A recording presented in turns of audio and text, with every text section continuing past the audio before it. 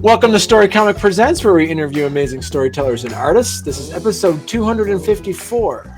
I'm your host, Barney Smith of Storycomic.com, and we're excited to have back with us the internationally acclaimed, notable, and talented comic creator, Laurie Calcaterra. Yay! Laurie. Thank you. That was a great intro. See, look at that.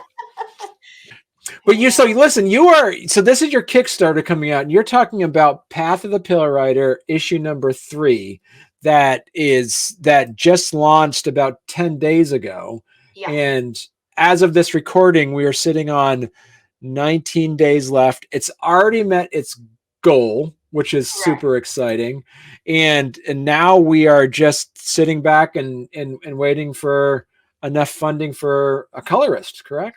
Yeah, we have a colorist kind of on deck, and we hit close enough to color and last issue that I okayed color that I would pay a little bit extra to get it done. So we have a little bit farther to go to be in that comfort zone for color. But I'm pretty confident we'll get there. This time around, it really took off.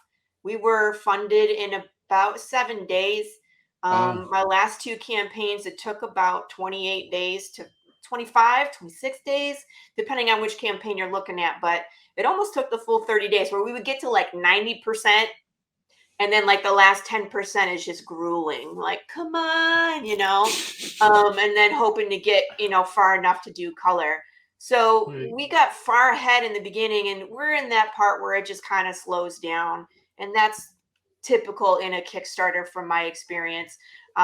And that's fine, but I'm still pretty confident that, we'll get to color and we'll be quite comfortable. So, yeah. And so talk to us a little bit about what your readers can expect from issue number 3. Issue number 3. Now, if you haven't read issue number 2, it's a slight spoiler. Because something happens at the end and then there's a time jump. So I kind of leave everybody hanging at the end of 2, and we pick up where we left off in 3 in that time jump. Okay. All right. So we're actually going back to the beginning of the apocalypse, the day that death broke. And you see Jude St. Clair at the beginning and how he gets to interact with his very first undead person. And we're going to go through quite a bit of time in this issue. It's about 5 years of the apocalypse. So issue 1, when we start, we're 10 years into the apocalypse. So in issue 3, we start at day 1 and we go through about 5 years of from the beginning. So we cover quite a bit of ground.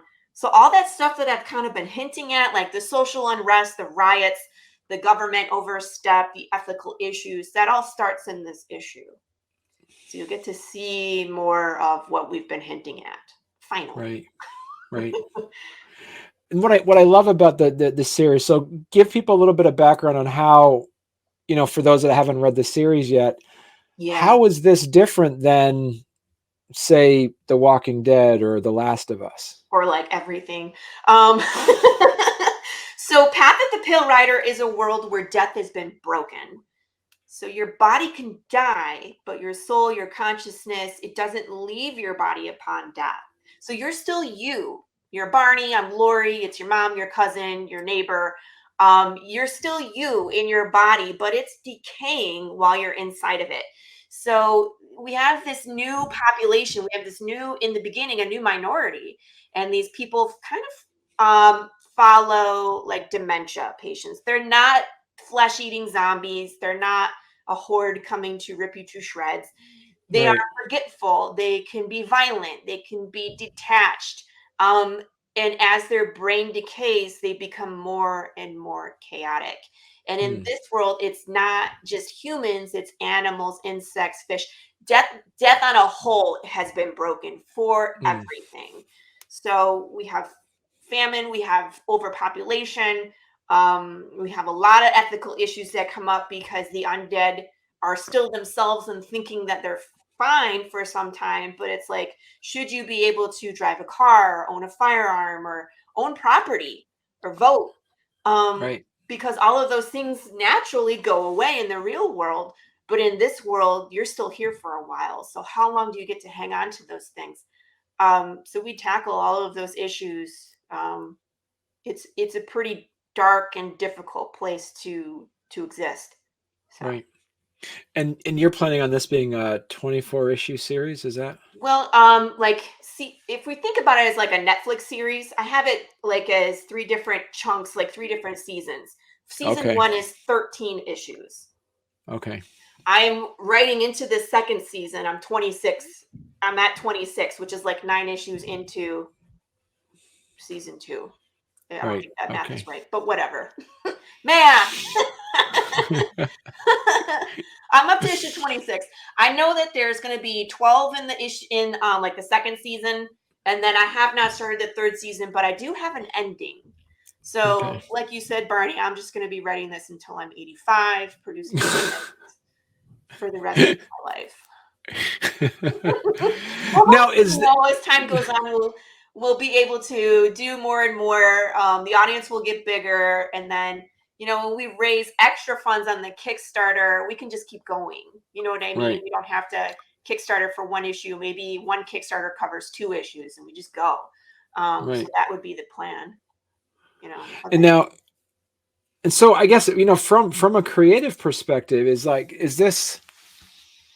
There's 2 types of creatives, really. There's one that just has ideas and just really to do something else, and then there's the others that just kind of like have that stick to itiveness to say, this is my IP, and I'm just going to. This is for what I'm doing for the rest. Mm-hmm. Now, where do you fit on that? Because as you're talking about, if you have a multiple issue series that you're trying to do, is there going to be a point where you're going to write it all and then maybe work on another project or another piece of that? Or because of this, talking to somebody who's talked to you for well over a year now, the innovative approach that you're taking on this is, I would love to hear how Laurie would write something about like a fantasy genre or a space opera. Like, how do you? I know, but like, I guess so the question is like, are you still going to be when you do your part of it, which is the writing piece? Are you, because you're already 26 issues into it, writing it? Are you going to then maybe grab another artist or do something, maybe doing another genre or medium of storytelling with another team while this is still going on? I've been tapped to write issues 4, 5, and 6 of a series called Psycho Sal, which is about a serial killer active in New Orleans in the 80s. So yes, I am working with other teams and writing it's still a horror genre, Right. but it's different than mine own, and I'm not the creator. So it's taking someone else's ideas and then making it more interesting. You know what I mean? Because for them, like William Russell is the creator of Psycho Sal, and he's an artist. So he has ideas about where the story should go, but he needs someone like me to be like, okay, this is how we weave it all together. Here's the jump scares. Like, here's, something that people didn't see coming, and here's how I can enrich your story. Right. So I am doing stuff like that. And I have written other series. Like I have one that's a spy drama that I wrote to be a live action that's called The Agency, which has huge twists in it. And it's a lot less issues. It's the first season is 6 episodes, and then the second season was 6, and then it was intended to have a third season of 6 issues as well. So we could do something like that if I felt so ambitious, but I'm still getting this one off the ground. I want to make sure I am good at what I'm doing and understand all the ins and outs before I start working on multiple projects at the same time, because I'm still fairly new, and if I make mistakes, I could tank the whole thing, by myself. So I don't want to tank like not only my book, but like another book and like carry 4 artists down with me. Like, whoo, that would be a bad day. but that's a good point too, and that's one thing that we always talk about is that we learn much more from our mistakes than we do from our successes. So how is it writing the issue 26 script different from when you first wrote issue number 1, 2, or 3 script? How is it different?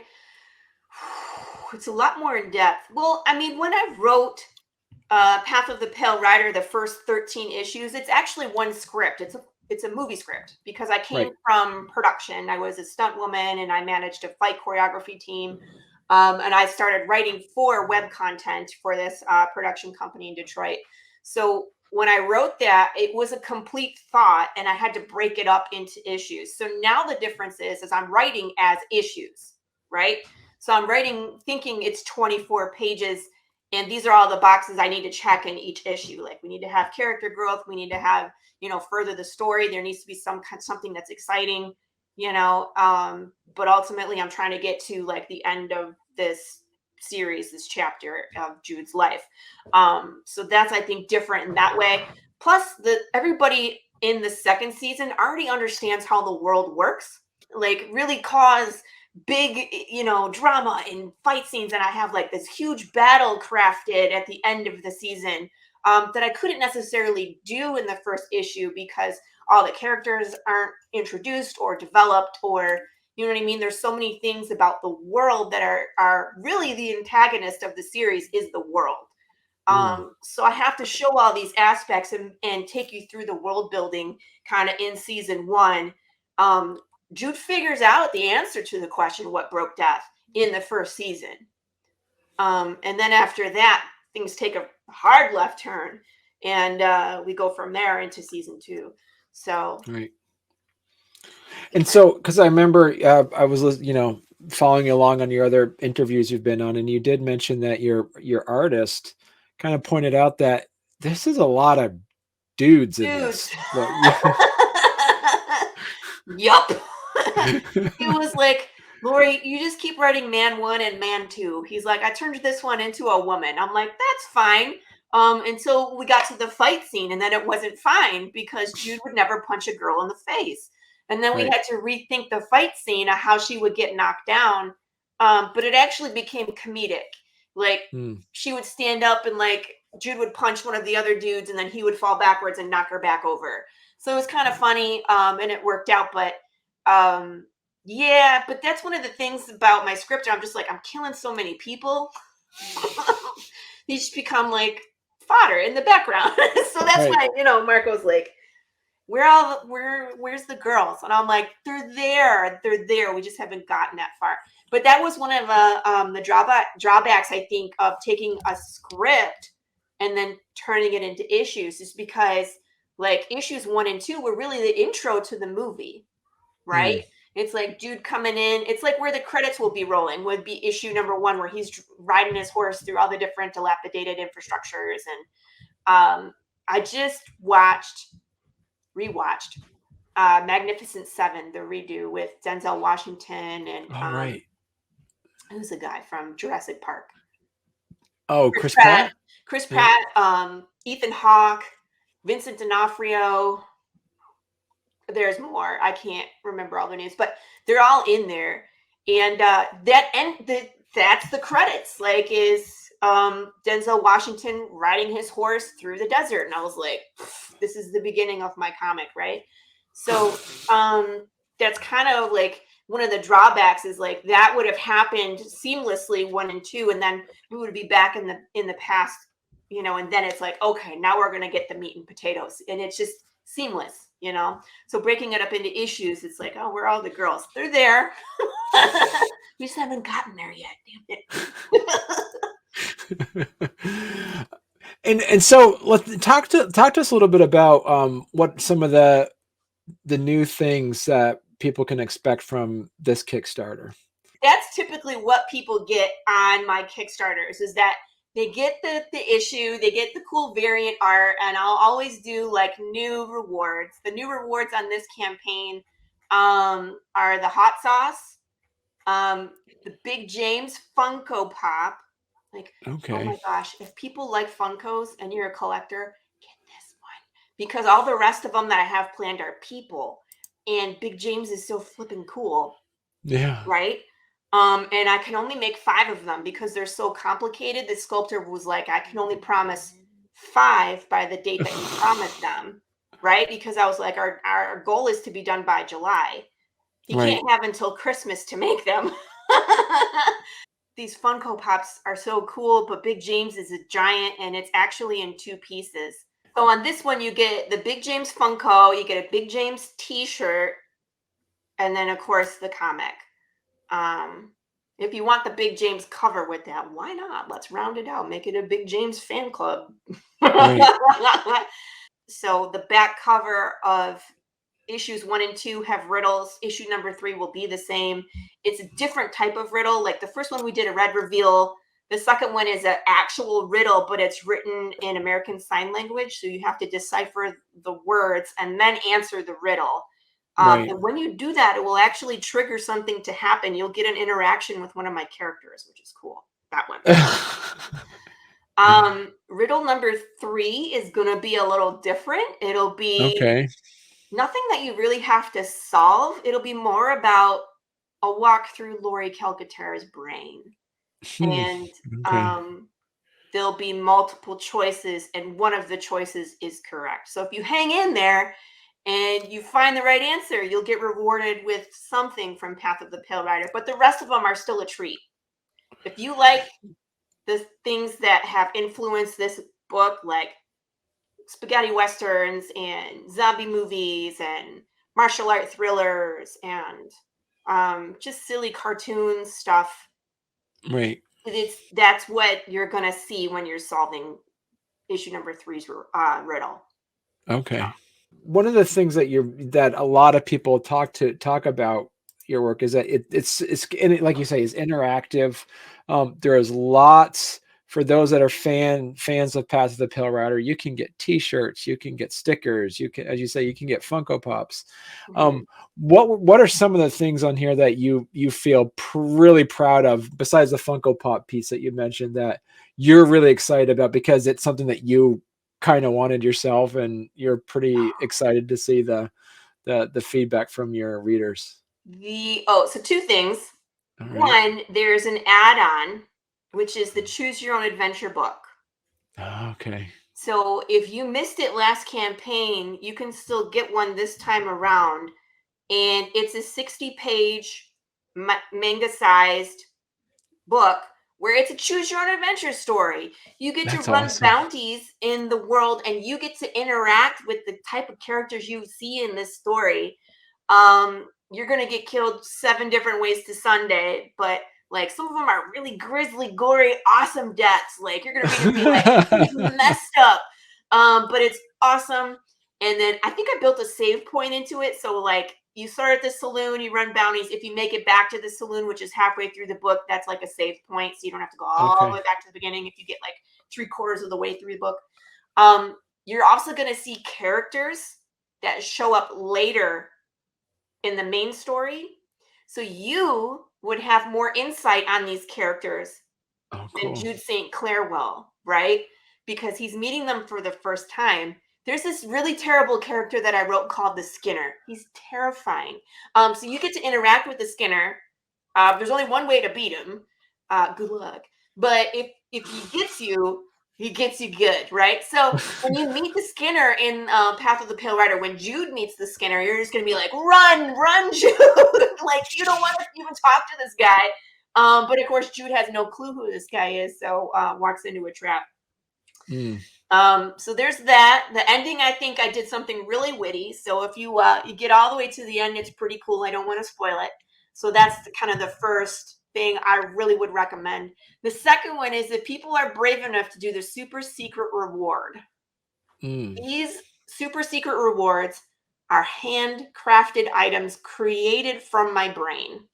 Um, Oh, okay. Last campaign, it was called the Bones of Despair, and it was I made everything except for the glass bottles. Okay, so it's a wooden box that I crafted, that I stained, and it had wood burning into it. Like I wrote a poem, and it's on both sides. I stained it with skulls on the top with an antique hinge. You open the thing up, and inside of it is a glass bottle full of ashes and bones, not real bones. I can't put remains in a bottle and ship it to you. That's illegal. So they're clay bones that look real, right? Okay. So the poem on the side of the box talks about how death is broken, obviously, and kind of decay is now the new king. and that if you take this bottle of bones and you put it to your ear, can you hear the souls trapped in the bones? Oh, Like you would put a seashell to your ear and hear the sea. You know what I mean? right. You do the same thing with these bottle of bones. So there was 4 of those that went out or will go out when everything is said and done. And these ones, I have 4 available. Someone was brave enough to do one. Plus, you get like every single copy of the book. You get Right. every single let's see. Yeah, you get a signed copy of the A cover from Marco and myself, and then you get every single variant, B, C, D, E, which hasn't even been released yet. And of Wow. course, your name on the thank you page. So if you like to cosplay or you just love Path of the Pale Rider, this thing is amazing. And it took me several tries to make one of these things, but I made it and it's functional and it's so cool. And when this person backed it, I kind of like rang the bell and was very excited because I get to make one of these things for somebody else. I made one for myself because they're that cool. I needed one. But I get to make one for somebody else, and I think that's awesome. So, And you talked about that variant cover that you are pretty excited about. I love them all. Oh my Right. gosh, they turned out so great. Angela Aquino did the Riot one. Yeah. Because we're gonna see riots and unrest in issue 3. So if you like, he does more of like an illustration vector style art. It's like Right. poster to me. It was very different, and I wanted something different for 2 of the covers. Right. So between his and then Everett Watkins with the Big James Bear poster, and Everett is a graphic designer by trade. He is into comic illustration as well, but definitely not the stuff that I do. But Everett's done a cover for me every single issue. Like he did Mm. the Jude St. Clair standing in front of the sunset with the smoking gun for issue 1, and then issue 2 he did the Christmas Tree of Doom. Mm. Remember the one where it had like all the zombie heads on it? Yeah. He was like, I'm grossing myself out. And now William Russell and David Sanchez are both comic book pros. This is what they Right. do. So William Russell did a Dead Girl for me. I wanted to talk about this issue too because it hasn't come up yet, but it's like Schmecks in the apocalypse, and how does it work? Like things that used to be taboo might be less taboo, but Right. but for how long? And are people getting exploited Mm. because maybe they're forgetful, or and it's Right. like the way that he drew her looks like she had sat in the chair of his serial killer series. Right. So it's a good homage between our 2 stories. And I asked him to do a provocative one just because I wanted to ask the question, is it okay to feel that way about an undead girl? Like, Right. shouldn't be okay, but Right. you're right. that so and a lot of these too. Now I can't remember. I remember we are talking a couple episodes ago about just like the world building aspect of this is like other geographic areas. Is the reader going to say, "Hey, what's happening in France?" Or is then people knowing what's happening in like sub-Saharan Africa while this is happening? Is there Mm. more details of what's going on? We're going to get a pretty good look of the United States. We won't see much of the outside world in this first season, Mm. but that doesn't mean that we won't see in the future. Right. Because it is global. But Right. Jude is kind of like in the Southwest right now. But when we go back in time, he's from somewhere else. You'll get to see a different side of the United States because he started clear across somewhere else and then had to journey. It took him 10 years to get to Santa Claus, Arizona, Right. So yeah, you're gonna see a few things as he goes along. But Right. Is it across the board society is interacting in the same way, or are there pockets of no. societies that are react differently to Yes. the okay. There's a bunch of different conspiracy theories, and depending on what people believe actually happened, people will be acting differently from their beliefs. People will be acting differently depending on whether they're in a big city or a small rural area, north and south, cold or hot. They will have like Santa Claus is not friendly to undead. You will have communities that are only friendly to undead. If you're living, they just shoot you and then you can come in. Jeez. Or you might find a community that is welcoming to everybody. So it just depends on where you're at in the attitude of the community. And it just really depends on the history of what happened in that area. Because if the undead were particularly dangerous in that area, the living people would probably be less friendly towards the undead. You know? And I think in the story, what I said is like the farther west you go, the more lawless it gets. The further west you go, the more lawless it gets. Mm-hmm. Okay. All right. Okay. Yeah. All right. Huh. That's I didn't know that about that wasn't something when there are other previous 2 interviews I didn't know about. That sounds amazing. Okay. Right. Yep. Nobody's read issue 3 yet that Right. be listening to this. Is there anything in there that actually surprised you as the writer of it that you're like, oh, I can't wait for someone to read this? Is there anything on there? You know me well enough that that's always the case. There's always a I gotcha moment in the story. There was in the first 2, and we continue that for I think the next couple. 3 and 4 have killer endings, pun intended. But you will see where Jude starts and like his emotional connection to some new characters.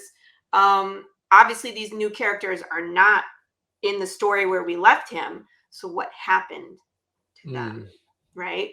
That's one of the pros and cons of telling a non-linear story. If you have a character that's in the future, when you take them to the past, they're safe, quote unquote, because you know that they make it through. But everybody else isn't. So, but it's interesting to see how quickly things crumble and then what really sets Jude on his path. Because what we saw from issue 1 and 2 is that he will do anything to find the answer and to find this guy, you know, and that he ultimately finds this guy. And the thing that he says to him in the jail cell is, you know how this all started, don't you? And the guy says, yes, but no one ever believes me. And then I take you out of the scene, and so you don't actually know what happens. Can I make a guess? I'm just going to make a guess. As you're talking, I'm thinking about this. The name of the book is called Path of the Pale Rider. The interpretation of pale means you're dead. So who's the Pale Rider? The idea would be able to, to think it's the main character. But that's what I'm just wondering. I'm wondering out loud. See? Is Jude death? Is Jude death, or is he dead? Is he dead? Has he been dead the whole time? We don't know. It's just like that whole Sixth Sense thing, It's like, I see dead people all the time. He could be. He could be, but because there's a title. The title means something. The title means absolutely means something. Right. It's actually biblical. Well, it is. That's right. The Path of the Pale Rider. That's the 4 horsemen of the apocalypse, right? Ah, yes. Yeah. And he who rides in the pale horse is death. On the pale horse is death. Yeah. So the title is The Path of Death. Specifically, death is missing. But it can be interpreted a bunch of different ways because Jude is on a specific path. Right. It can go many different ways, which I love. I know, and that's the thing too, Laurie. You've actually created your readership to actually look at things in a more intricate way. Adding in riddles. You actually now create the expectation that people need to look at things from a different perspective. So that's what I was thinking about that title. It could mean a couple things. See. All I gotta say is my next variant cover is a spoiler with no context. It's a character we have not met yet, and we won't meet for a couple more issues. But I won't name this person, So don't ask. But if you look at it hard enough, what this artist is trying to do will tell you a story. So I love doing this Exciting. stuff. I know you do. See, it's good. Yeah. Solve the riddle. Send me the email. I'll send you one Yeah. of these things, and then you can contemplate all your life choices. If people want to learn more about Path of the Pill Rider, what's the best place they could go to? Oh, all over the place, man. We're on Facebook. We have a website. Our website is www.pathofthepillwriter.com. Don't worry about that WP staging. I don't know why that shows up. But if you just type in pathofthepillwriter.com, you'll come to my website. This is kind of our image. So if you see this image, this is us. When this is on the Facebook group, it's on the Instagram, it's on the blah, blah, blah, Twitter. We have a TikTok that's not on the TikTok because it's a different animal. But yeah, this is kind of like our icon, and you'll see it everywhere, with this angel, and not really a devil, but light versus dark, of this world. So yep. But it's great. You can kind of follow along. I got a blog that nobody reads on this webpage. I have a store on this webpage, which is cool. So if you want to, like, if we're not Kickstartering and you miss something, you know what I mean, and you want to purchase like a choose your own adventure and we're not live, you can get them here. Thank you again, Laurie, and I'm looking forward to talking to you again when issue 4 comes out. Yes, when we get through issue 3, I want to hear what you have to say when you get to the end. I always write a killer ending, but this one is particularly brutal. And don't get attached. But I just want to hear what people are thinking after they get through this, because it's such a eventful issue with 5 years, of this apocalypse happening in one issue. That's a lot. We cover a lot. So it'll be interesting to hear what people say, Perfect. All right. Thank you very much, Laurie. Thank you. Thanks for having me on, Hat Trick. And thank you, everybody, for supporting indie comics. And thank you in advance if you decide to come back my project. I love you forever. I got to say, it's a fun ride. We have a good time. I'm having fun doing it. So, come along with the ride. We're having a good old time together. And we got lots of good stuff for you to check out. And hopefully I'll see you on issue 4. Perfect. All right.